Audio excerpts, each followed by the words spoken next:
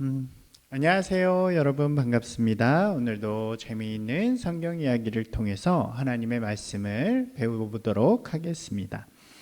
오늘은 우리가 계속해서 이야기했던 요셉의 이야기의 마지막 편이죠. 요셉은 형들에 의해서 애굽으로 팔려와서 종으로 살아갔지만 그 자리에서 최선을 다해서 살아갔다고 말씀드렸어요. 그래서 결국 이렇게 높은 자리까지 오르게 되죠. 왕의 꿈을 해석하고 왕의 인정을 받아서 왕보다 하나 낮은 총리라는 자리에 올라가게 되었어요. 여러분 왕이 꾼 꿈을 모두 기억하고 있나요? 7년 동안 큰 풍년이 오게 되지만 그 후에 그보다 더 심한 흉년이 찾아와서 모든 사람들이 괴롭게 된다라는 그런 내용이었죠.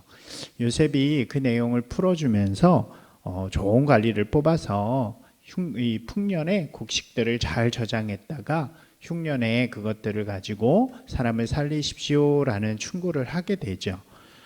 그 왕은 이 말을 듣고 요셉보다 더 지혜로운 사람이 있을까 이렇게 이야기하면서 요셉을 가장 높은 자리에 앉히게 된 거예요. 하루아침에 종에서 또 감옥에서 지내던 그런 죄인에서 왕보다 하나 낮은 이 나라에서 두 번째로 높은 사람이 되었으니까 얼마나 놀라운 일이에요. 그리고 실제로 이제 요셉이 그 자리에 오른 뒤에 7년 동안 큰 풍년이 오게 되었어요. 곡식이 너무 많이 나오니까 사람들이 그 곡식으로 이것도 해먹고 저것도 해먹고 막 아무렇게나 흥청망청 쓸 수 있죠. 사람들은 다 그렇게 했지만 요셉이 이미 마음속에 어떻게 해야 될지 계획을 가지고 있었기 때문에 사람들에게 그 남은 곡식들, 자기가 먹을 거 외에 남은 곡식들을 다 거두어서 이 나라 곳곳에 곡식을 저장하는 창고를 만들고 그곳에다 다 그 곡식들을 저장해 놓기 시작했어요.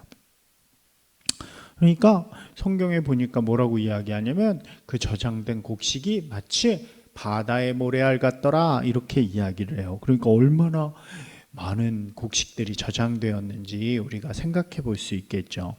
그리고 나서 7년 동안 그러한 일들, 풍년으로 인해서 곡식을 저장하는 일들이 있은 후에 진짜 꿈처럼 신기하게도 흉년이 오기 시작했어요.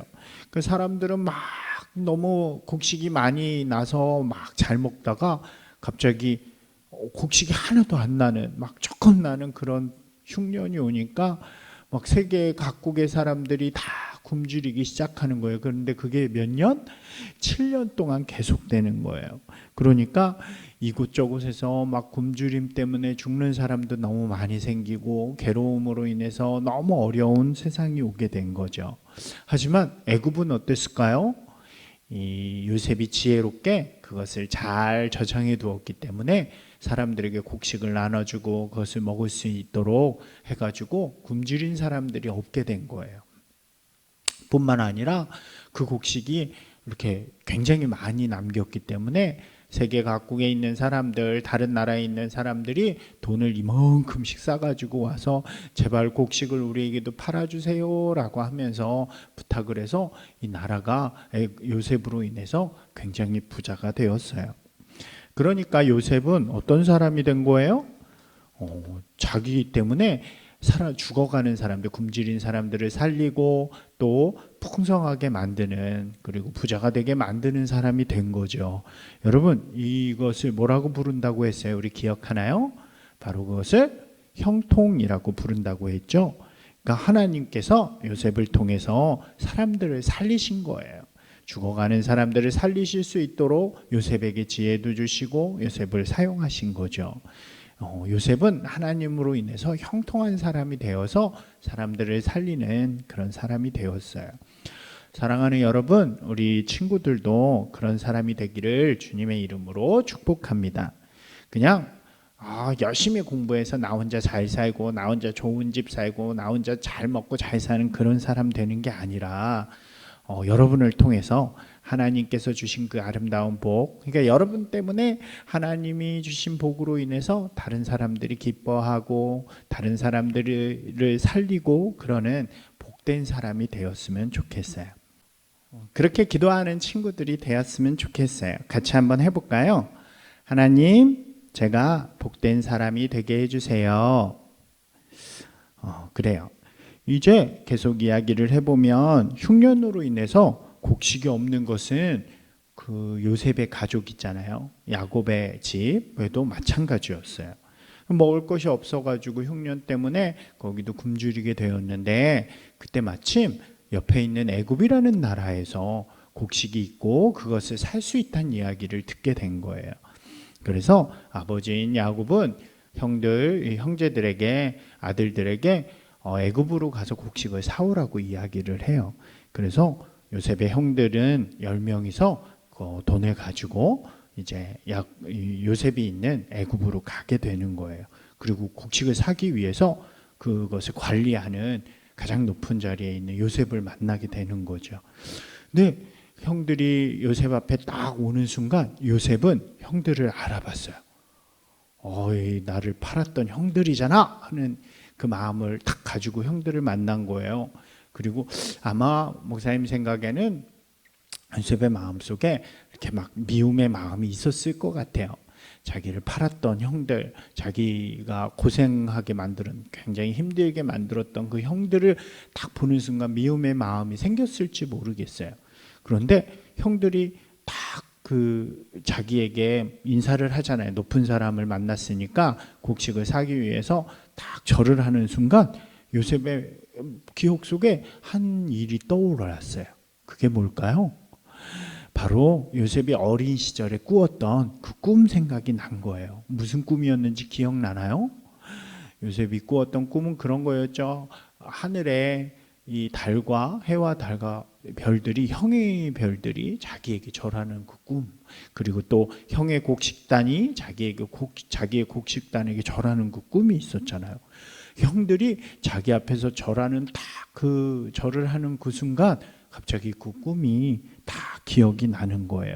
그러면서 깨달음이 왔어요. 무슨 깨달음이냐면 하나님께서 어린 시절부터 이 사람을 살리는, 생명을 살리는 일을 위해서 이것을 나에게 준비해 주셨구나. 하나님이 사람을 살리시기 위해서 나를 여기까지 보내셨구나. 형들을 통해서 나를 이렇게 팔게 하고 애굽으로 와서 종살이하면서 어려움 속에서도 이렇게 살아가게 하시고 또 높은 자리에 오르게 한 것도 다 하나님께서 계획하신 거구나라는 것을 깨닫게 돼요. 그러면서 그 일들이 막 떠오르는 거예요. 형들을 보면 화나고 막 복수하고 싶은 마음도 있었지만, 그 고생했다는 마음들도 있었지만, 그는 하나님께서 자신을 위해서 이렇게 준비하시고 계획하셨다는 것을 깨닫게 되고 형들을 용서하는 마음을 갖게 되었어요. 그래서 형들에게 자신이 누구인지 알려주었어요. 형님, 저는 바로 형님들이 팔았던 요셉입니다 라고 이야기를 해줘요. 그러니까 이 형들이 깜짝 놀라는 거예요. 할 말을 잃었어요. 그러면서 아마 되게 무서웠을 것 같아요. 우리가 팔았던 동생이 이렇게 높은 자리에 올랐다니 이제 우리는 큰일 나게 되었구나. 우린 다 어떡하나 막 이런 마음을 가졌을지 모르겠어요. 근데 그때 요셉이 형들에게 되게 멋있게 이야기를 해요. 뭐라고 이야기하냐면, 형님들 걱정하지 마세요. 형님들 두려워하지 마세요. 형들이 나를 팔았다고 해서 내가 형들에게 복수하지 않아요. 제가 깨달았어요. 저를 이렇게 하신 분은 하나님이세요. 이미 하나님께서 그 어린 시절부터 우리를 계획하시고 준비하셔서 제가 이 자리에 올라서 바로 사람들을 살리고 또 우리 가족들을 살리라고 하나님께서 저를 먼저 보내셨다고 생각을 해요. 그러니까 형님들 너무 걱정하지 마세요 라고 이야기를 해요. 너무 훌륭하죠? 이제 형들의 잘못을 다 용서해 준 거예요. 그래서 형들도 마음이 풀려서 이 동생과 함께 사랑하며 다시 관계를 가지게 되고, 이제 고향으로 가서 아버지인 야곱과 그 가족들을 모두 다 데리고 이 애굽으로 와서 애굽에서 잘 살 수 있도록 이렇게 도와주게 돼요. 요셉의 이야기는 이제 이것으로 마무리가 되었어요. 여러분, 요셉의 이야기 속에서 여러분은 무엇이 가장 기억에 남을까요? 저는 오늘 말씀처럼 하나님께서 요셉의 길을 계획하시고 인도해 주셨다는 것이 가장 마음에 남아요. 요셉은 처음엔 그 길이 무엇인지 잘 몰랐죠. 형들이 왜 꿈속에서 나한테 절을 하는지도 몰랐고 왜 자기가 팔려서 이렇게 와야 되는지도 몰랐어요. 너무 힘들었지만 그 이유를 몰랐어요. 그럼에도 불구하고 요셉은 하나님이 함께 하셨기 때문에 그 길을 인내하면서 최선을 다하면서 이렇게 열심히 살아오게 된 거예요. 그러니까 결국 깨닫게 되고 알게 되었어요. 하나님이 이 일을 위해서 나를 인도해 주셨구나라는 것을 알고 그 길을 이루는 사람이 된 거예요. 우리 친구들도 모두 요셉과 같은 사람이 되었으면 좋겠어요. 하나님께서 여러분의 길을 인도하세요.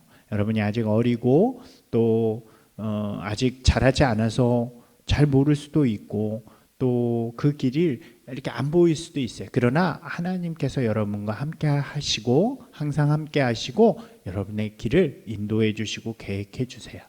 여러분이 그 길을 몰라도 하나님 나와 함께 하심을 믿습니다. 그리고 하나님 제가 하나님의 준비해 두신 그 길을 가기 원합니다 라고 이렇게 기도하면 하나님께서 여러분의 길을 인도해 주시고 여러분을 통해서 되게 멋있는 일들을 행하실 거예요. 요셉을 통해서 사람을 살리신 것처럼 여러분을 통해서도 생명을 살리고 사람을 살리는 일들을 하실 거예요. 여러분 그렇게 고백하면서 복된 그리스도인으로 살아가는 우리 귀한 친구들이 되기를 주님의 이름으로 축복합니다. 기도하겠습니다. 하나님, 요셉의 이야기를 통해서 하나님이 우리를 인도하시고 계시다는 것을 알게 해주셔서 감사드립니다. 우리도 요셉처럼 주와 동행하면서 다른 사람을 살리는 형통한 사람이 될 수 있도록 도와주세요. 오늘 우리가 있는 곳에서 열심히 최선을 다해서 믿음으로 살아가서 하나님이 기뻐하시는 귀한 친구들이 될 수 있도록 인도해 주세요. 예수님의 이름으로 기도드립니다. 아멘. 오늘의 복습 게임입니다. 오늘은 요셉의 이야기 속에서 여러분들이 가장 기억에 남는 거 하나씩만 한번 이야기해 보면 좋을 것 같아요. 요셉의 이야기 우리가 길게 했는데 그 중에서 가장 기억에 남는 이야기는 무엇일까요? 한번 이야기해 볼게요. 두 번째로 이렇게 고백해 보면 좋겠어요. 여러분이 어떤 사람이 되고 싶은가요? 저는 요셉처럼 생명을 살리는 사람이 되고 싶어요. 저는 어떤 사람이 되고 싶어요? 라고 이야기를 해보면 좋을 것 같아요. 우리